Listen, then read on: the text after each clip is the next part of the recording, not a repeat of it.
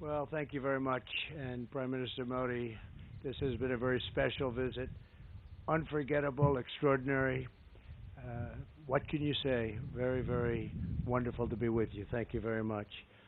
And Melania and I have been awed by the majesty of India and the exceptional kindness and generosity of the Indian people. We'll always remember the magnificent welcome the citizens of your home state showed us upon arrival. It was a profound expression of strength and of real love. Really, it was love. And I think everybody saw that, everybody witnessed that for themselves. The First Lady and I also reflected on the memory of Mahatma Gandhi at his ashram, and this morning in Delhi we laid a wreath in his honor. We visited one of your nation's most stunning cultural treasures, the world-famous Taj Mahal, and we look forward to continuing our visit tonight during a wonderful state banquet with President Kovind at the Presidential Palace. I know Prime Minister Modi will agree that this has been a very productive visit for both of our countries. Earlier today, we expanded our defense cooperation with agreements for India to purchase more than $3 billion of advanced American military equipment, including Apache and MH-60 Romeo helicopters, the finest in the world. These deals will enhance our joint defense capabilities as our militaries continue to train and operate side by side. In our discussions, Prime Minister Modi and I affirmed our two countries' commitment to protecting our citizens from radical Islamic terrorism. In this effort, the United States is also working productively with Pakistan to confront terrorists who operate on its soil. Together, the Prime Minister and I are revitalizing the Quad initiative with the United States, India, Australia, and Japan. Since I took office, we have held the first Quad ministerial meeting. I guess you would call it a meeting, but it seems like so much more than that, an expanded cooperation on counterterrorism, cybersecurity, and maritime security to ensure a free and open Indo-Pacific. As we deepen our partnership with India, we remember that our two countries have always been united by shared traditions of democracy and constitutions that protect freedom, individual rights, and the rule of law. During our visit, we discussed the importance of a secure 5G wireless network and the need for this emerging technology to be a tool for freedom, progress, prosperity, not to do anything where it could be even conceived as a conduit for suppression and censorship.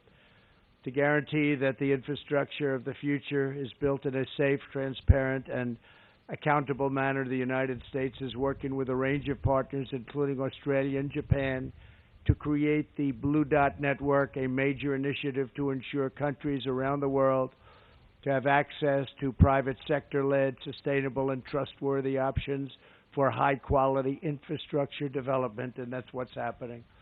Another major focus of my discussions with Prime Minister Modi is forging bilateral economic relationships that is fair and reciprocal. Our teams have made tremendous progress on a comprehensive trade agreement, and I'm optimistic we can reach a deal that will be of great importance to both countries. Since I took office, U.S. exports to India are up nearly 60%, and exports of high-quality American energy have grown by, thank you very much, 500%. That's great. As India grows, so do its energy needs. Yesterday, ExxonMobil signed a deal to improve India's natural gas distribution network so that the U.S. can export even more LNG to India. We are pleased to be joined by the chairman of ExxonMobil LNG Market Development, Alex Volkov.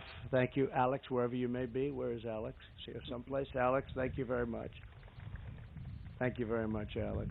And the CEO of Chart Energy and Chemicals, Jillian Ivanko. Thank you very much. Thank you both. Thank you, Jillian. Thank you very much. That's a big deal, Alex, right? Can you handle it? I think so, right? It's great.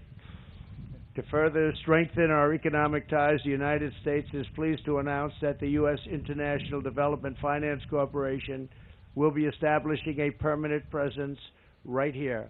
America is especially committed to working with India to improve development and empower women entrepreneurs.